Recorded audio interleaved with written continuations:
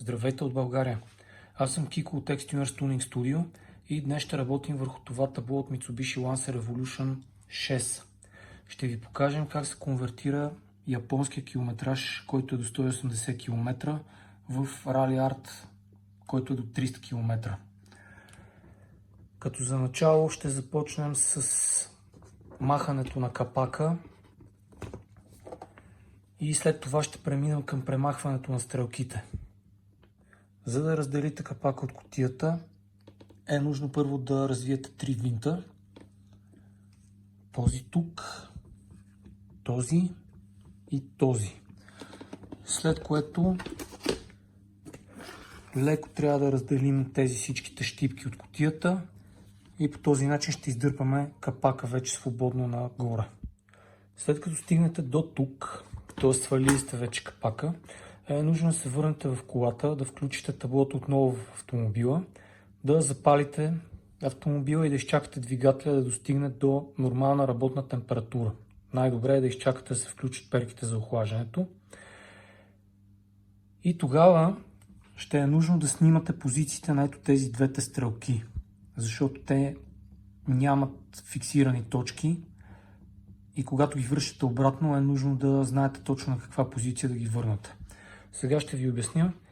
Аз ще включа таблото към тест бенч, който ще симулира сигнала от автомобила и ще ви покажа как се движат стрелките и какво е необходимо да запомните, за да може след това да ги върнете на правилните места, за да отчитат правилно.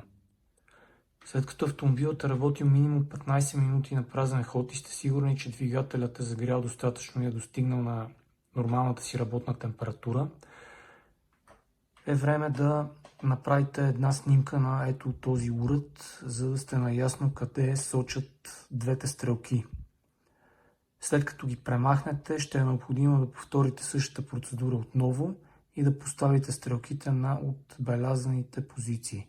В случая не съветваме да отбелязвате върху самия циферблат, просто направете една снимка с телефон, така че да сте наясно къде са позициите. При нас изглеждат ето по този начин. При вас може да е малко по-различно, но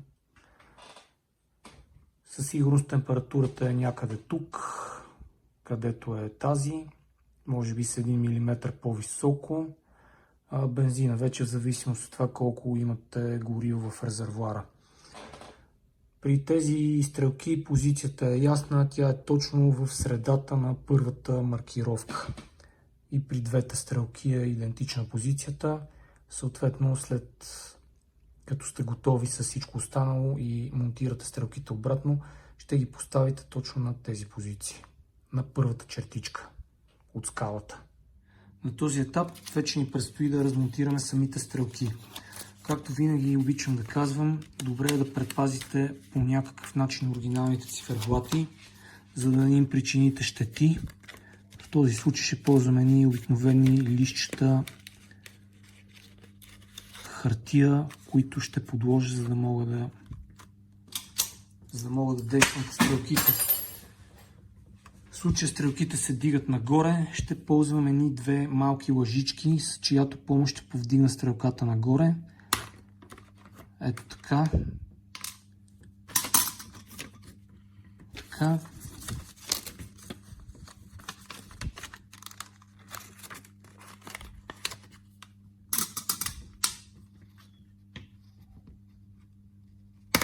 И тази действаме по същия начин. Както виждате, циферблата е съвсем без никакви щети, което е целта.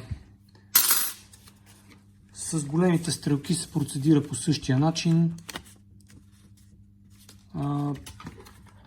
По принцип може да развъртите стрелката ето така, ако ви е по-удобно. Ако не ви е удобно, може да процедирате по същия начин, както при малките стрелки. Нека покажа.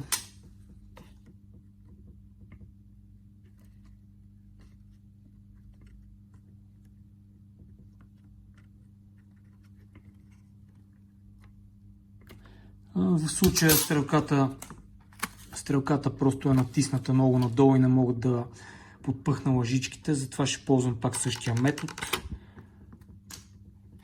т.е. въртим срещу съпротивлението, обратно на часовниковата стрелка и повдигаме в същото време нагоре. Сега това, което предстои да направим, е да махнем циферблатите. Ще развием внимателно всички винчета, на които са закрепени. След това ще премахнем самите циферблати, след което ще махнем меката платка, като за целта ще махнем всички крушки и ще развием всички винтове. Идеята е да изчистим кутията, защото както виждате е доста мръсна и това за съжаление се отразява и на самото осветяване на уредите. Освен това вече, както виждате, ръцете ми са мръсни и когато пипам тези циферблати е възможно да ги изцапам, а изцапам ли ги след това няма да мога да ги почиста. Затова разглавяме всичко и мием всичко с веро и с препарат, включително и стъклото. Така премахнах уредите и крушките от кутията. Сега предстои да я измием внимателно.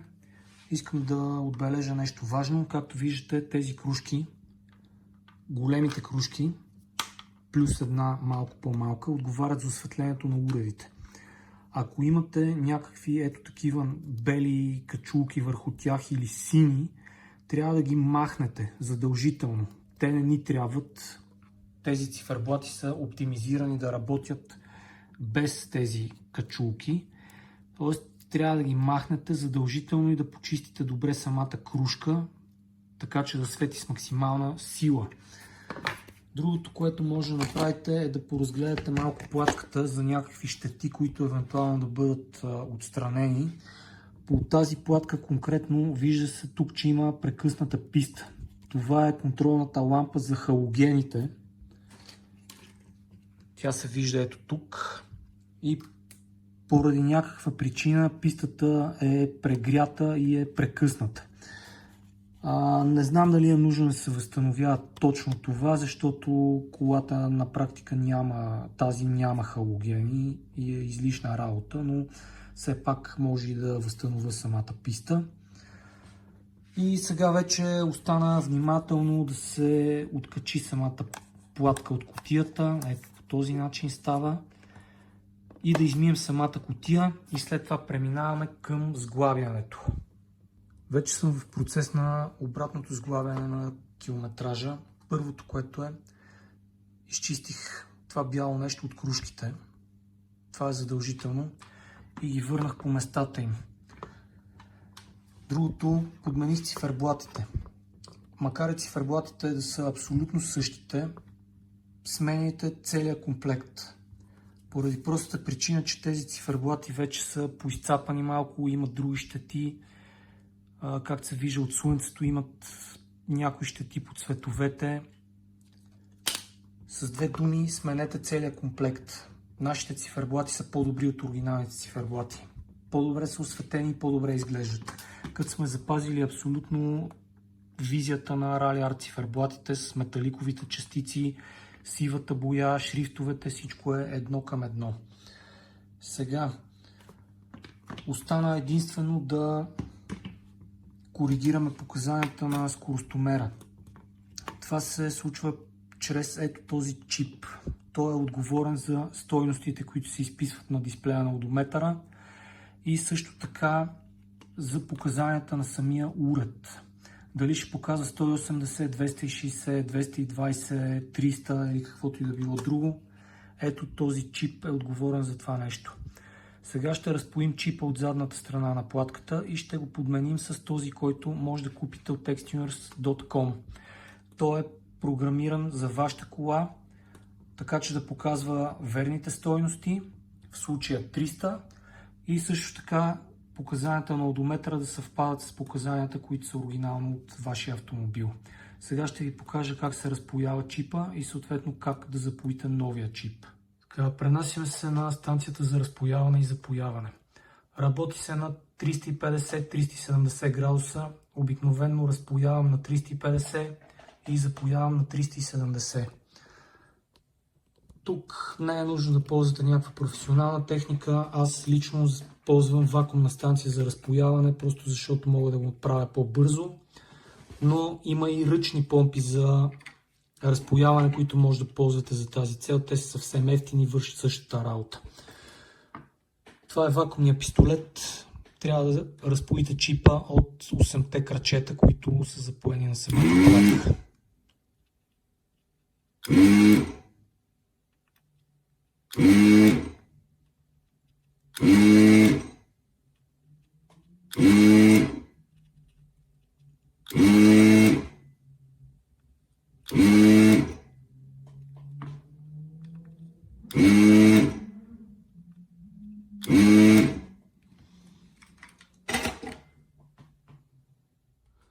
След като премахнем спойката, сме готови да извадим чипа.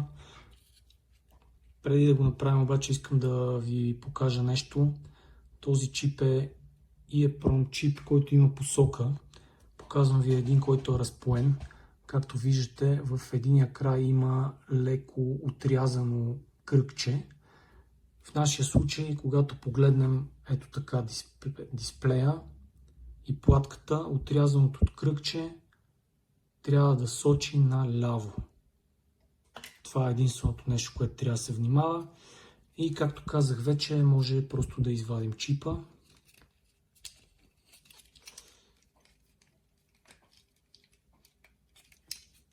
Ето така.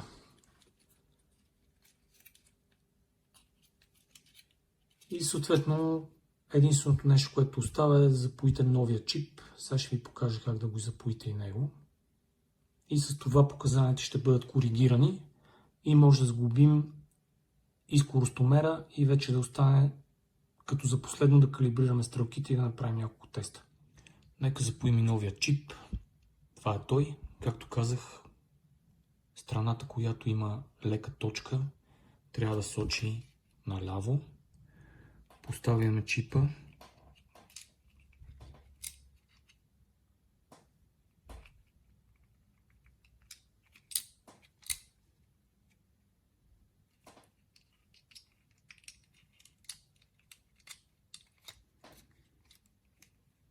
Ето така.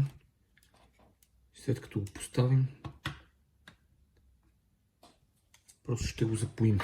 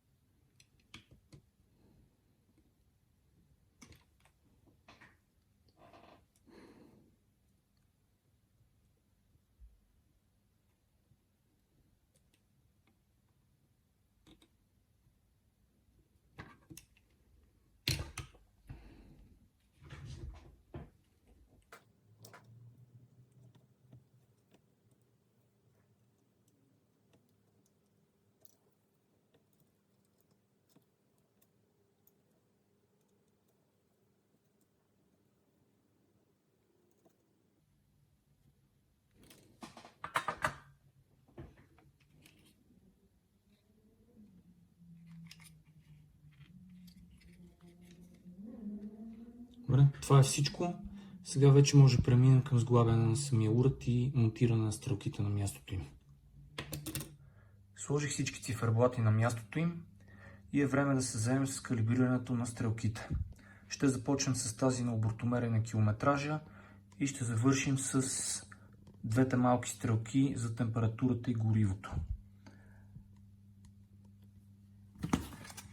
При обортомера няма нищо специфично, стрелката има фиксирана позиция. Както ви казах, слага се на първата чертичка. Поставяме стрелката така, че да има около 1 мм отстояние от циферблата. Просто някъде я поставяме, независимо къде, и след това я придвижваме до нулата. Както виждате, пропуснах позицията. Това може да се коригира чрез въртене на обратно и съответно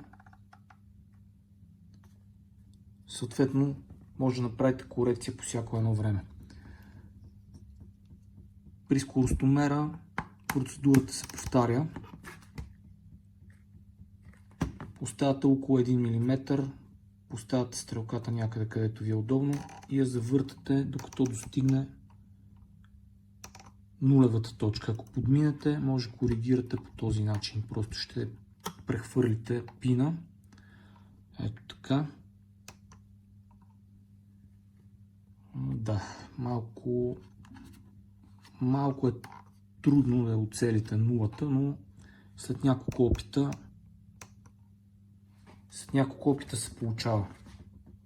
Добре, това е всичко с тези две стрелки. За да калибрираме останалите две, е нужно да включим километража към автомобила и да повторим процедурата, при която загряваме двигателя до нормална работна температура, след което ще преминем към слагането на стрелките. Това, което искам да отбележа и което е важно, е, че стрелката за бензиномера се движи доста по-бавно от другата стрелка и е необходимо автомобила да остане работещ, с работещ двигател минимум 15 минути, за да може стрелката да се придвижи на правилната позиция и ние просто да я сложим там, където на същата позиция, от която сме я свалили. За целта ще включа километража към тестера и след това ще ви покажа как се слагат и малките стрелки. Така, преди да сложа малките стрелки обратно на позициите им, ще тествам двата уреда, обортомер и километраж, дали функционират правилно. За целта ще ползвам моя тестер и подавайки сигнал трябва да получа съответни стойности. При обортомера всичко е наред. При километража изглежда всичко е наред. Значи преминаваме напред.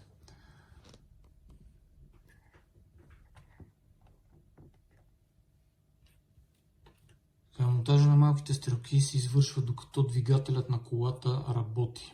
Както ви казах преди това, добре е да направите някакви снимки преди да размонтирате стрелките на загрят двигател, за да видите точните позиции, на които след това трябва да ги монтирате обратно.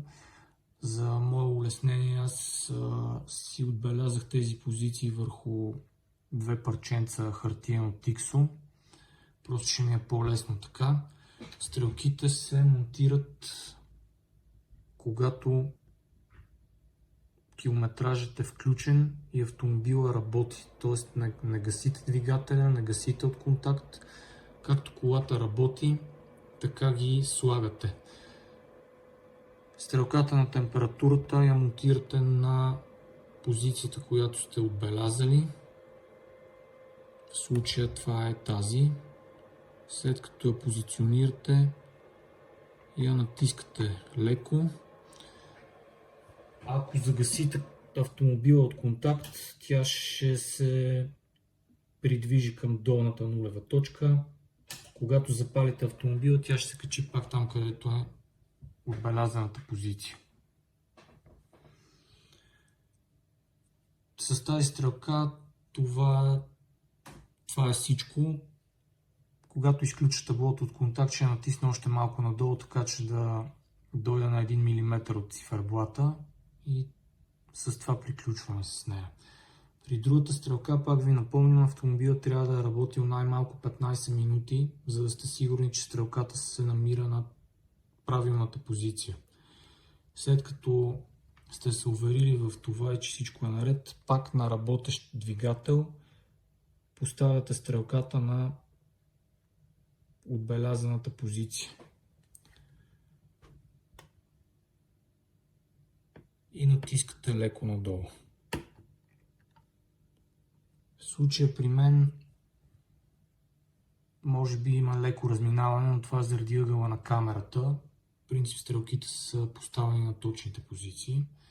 И за да тествате, че тук при тази стрелка всичко е наред, може да изключите двигателя, да изключите от контакт и да мръднете малко така лекичко стрелката нагоре и след това пак да запалите автомобила. И ако всичко е наред, стрелката ще започне да се придвижва посока надолу към отбелязаната позиция. Малко по-бавно ще стане, но в крайна сметка след около 10 на минути най-много трябва да се е придвижила обратно към тази позиция, която сте отбелязали като стартова в случая.